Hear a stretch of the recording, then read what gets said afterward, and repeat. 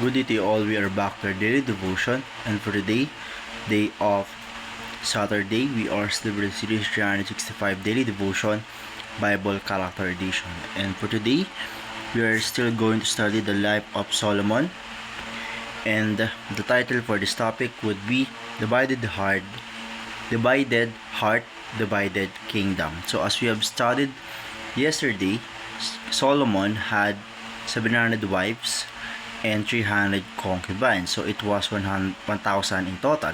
And some of those women that he had married and some of those women that he'd make a concubine believed in false gods, so they are worshiping other gods, and Solomon wanted to please them, so Solomon built a shrine for those false gods.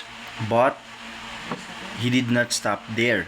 He did not just build a shrine for them, but he also worshiped with them. So that caused for the nation of God to be divided. The Israelites became divided because the heart of Solomon became divided. So the verse we're going to use as a reference came from the book of 1 Kings chapter 11 verse 9. And the Lord was angry with Solomon because his heart had turned away from the Lord, the God of Israel, who appeared to him twice and had commanded him concerning this thing, that he should not go after other gods, but he did not keep what the Lord commanded.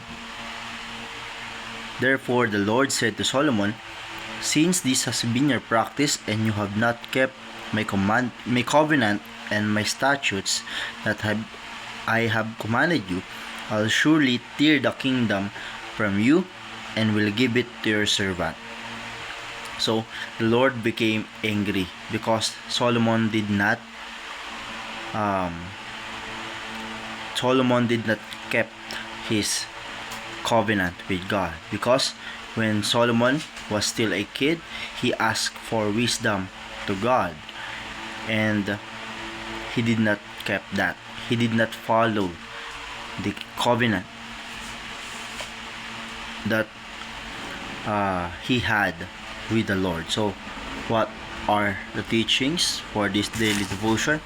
The first teaching would be God was angry with Solomon for abandoning wisdom. So how did Solomon abandon wisdom?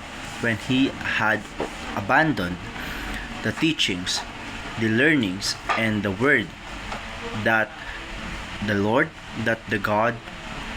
our God told to him, that his parents, that his teachers, and the workers or the servants of God taught or teach to him.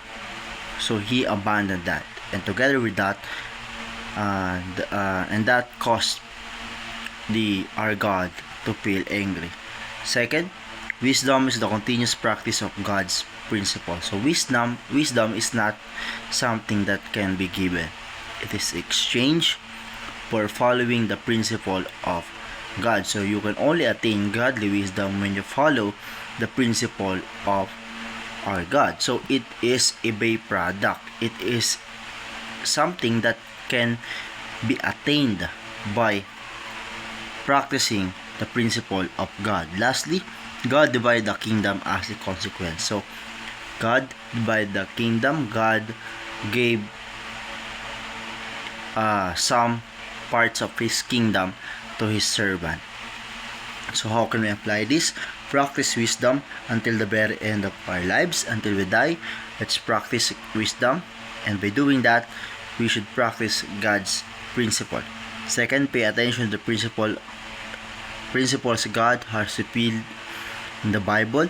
And lastly, pray for God's grace and wisdom before making decisions. So that would be for daily devotion, and let's live like Christ.